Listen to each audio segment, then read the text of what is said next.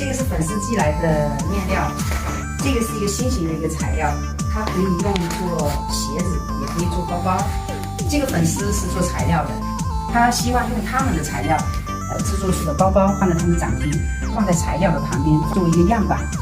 我这种新型材料我需要挑战一下，如何制作还得慢慢的研究吧。这个运动我都没用，会不会看画的也不懂。那先试试，我目前是选择2款包包，这个面料准备做这个6角形的这个包包。这个面料看上去就有点像是那个卡子，这个材质这个背面是尼龙的，这胶辅棉基本上是粘不上去的。如果不能用熨斗的话，我就必须要把它进行行头，尽量做到完美的。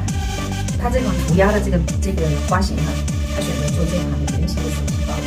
另外还要求就是再做一个斜宽的袋子。像这块菠萝做的一个选择这2款，